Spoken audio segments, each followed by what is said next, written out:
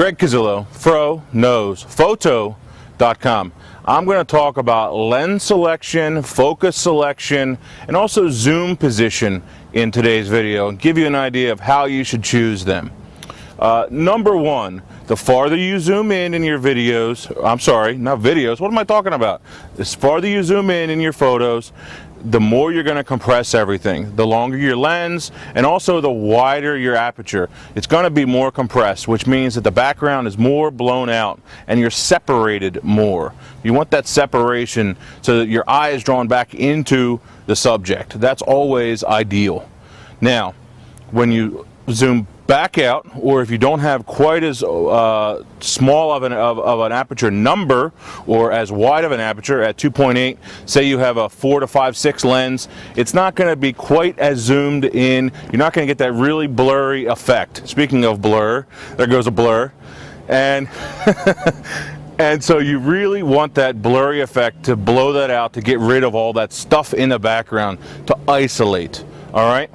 Now, one other thing that a lot of people forget about is that the closer you get to the camera, which means that the farther in the subject is and the closer your focus point is, the blurrier the background is going to get. Just the same as your zoom. The more you zoom in, the more it compresses, and the more you focus closer, the more it's going to compress. Now, in the next part of this video, I'll show how when I'm just doing a head and portrait shot, or headshot, just real tight, head and shoulders, that we have a really blown out background and it just completely changes the shot and you're just completely separated from the background. Once again, that's what makes a great portrait. So right now, let's show you. Now, I've moved a lot closer to the camera. The only thing that has changed on the camera, swear to God, cross my fingers, is the camera focus point. That's it. Just that focus point has changed, and you can see in the background how it's really compressed and it's just out of the way. You just can't see anything else. It's not distracting, and I'm completely separated from the frame. So that's where lens selection is really important, to be able to go from everything in focus to just that one person, just that tight headshot, just that one little thing in focus. That's what we want, and have that selection. Right, Jared? Greg Casillo, FroKnowsPhoto.com. See ya. Jared Polin, FroKnowsPhoto.com.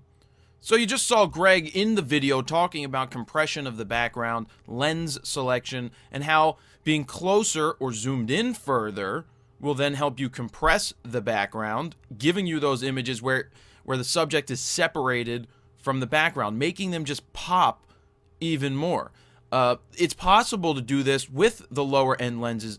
It doesn't matter really what lens you have. It's just a matter of where you're zoomed and how close you get. Sure, it makes it easier if you're at 1.4, 1.8 or 2.8, but when you get closer to your subject, as I'm going to show you in some of these samples, you can blow the background out with a 16mm fisheye. You can blow the background out with a 14 to 24. So if you can do it with that, you can do it with a kit lens. You can do it at 55 with an 18 to 55. You just have to fill your frame and get closer. So let's look at some examples. Let's look at some samples. So here we have a shot with a 16 fisheye. It's at 2.8. But when you shoot at 2.8 with a longer lens, you're compressing the background. Everything shrinks. It compresses. But when you shoot with a wider angle lens, everything gets wider. You have a longer depth of field going on. It doesn't compress as much.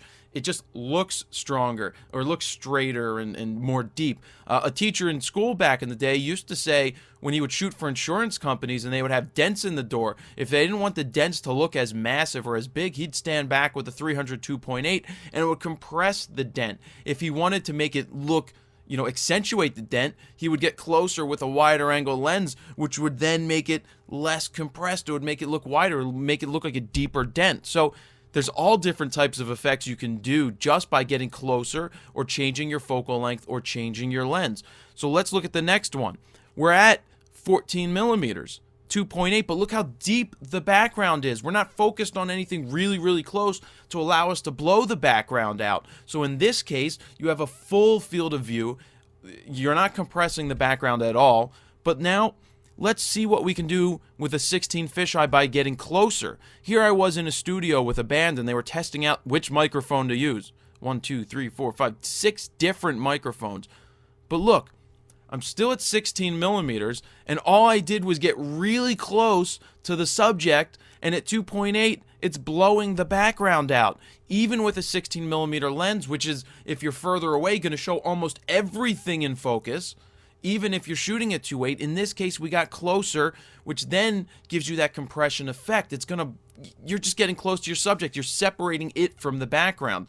Same thing with the 14 millimeter. This was with a 14 millimeter, but I got really close to my subject, which then blew the background out. So you're seeing how that works. The closer you get, even with the lower end lenses, you're going to be able to blow the background out. Now let's show some more examples. We'll come back to this, the crab fry lady. And yes, these are Chickies and Pete's crab fries. And the reason you see that is because we're using a 55 to 200 at f4. Or sorry, it's a 4 to 5.6. It was shot at 5.6. Zoom in. Zoom in. Why aren't you zooming?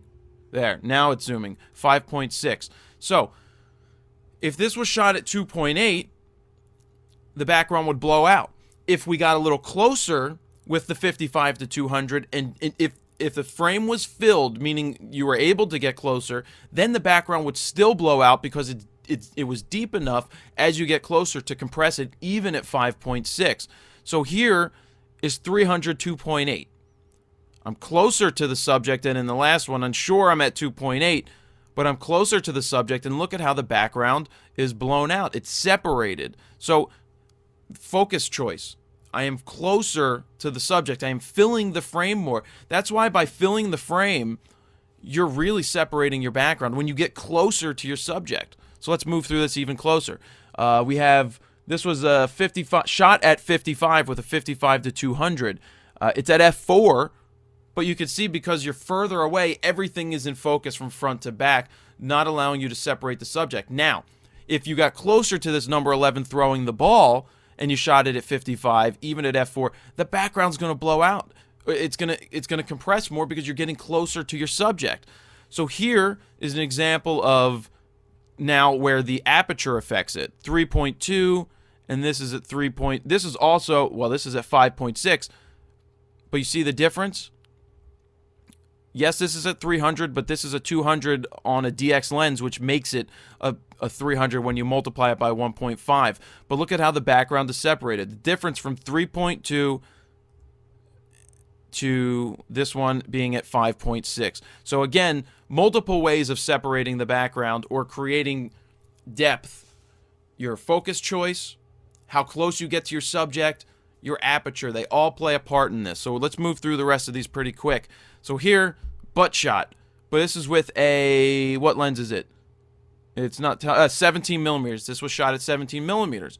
But now we isolate the subject. This was shot at 300 millimeters on a D90. So basically it's a 450 millimeter lens. Look how the background is compressed. You can't see anything. It's blown out. It's like cotton candy. It's nice and soft.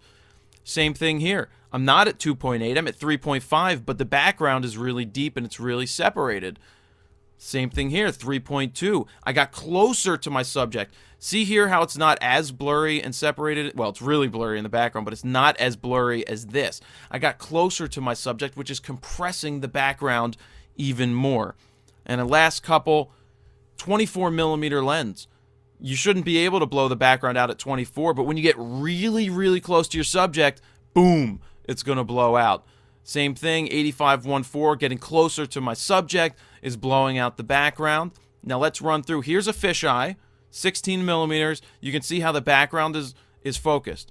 Same type of thing. This is with a 24 now. The background blows out a little bit, but when I zoom in to 38 millimeters, look how we're separating the background. We're still at 2.8, but you're seeing how the background is starting to compress even more. Now we're at 85 with an 85-1.4, and the background is all the way blown out. So let's run through that one more time. 16, we're in the same position each time through all four of these pictures, but difference is the lens choice and how close you are to your subject. Closer, even closer, letting the background blow out more, and an 85 background blowing out more. This is Eric Bazalian of the Hooters. He wrote If God Was One of Us, one of the coolest songs ever. So that's really cool that he wrote that. But so I hope you get the feel now that you see examples of what Greg was talking about, how you can do this even with your lenses just by getting closer, zooming in, but filling the frame. You're going to separate that background. Jared Polin, FroKnowsPhoto.com. See ya. T-shirts now in red. Yeah. Don't forget the hoodies. Yeah.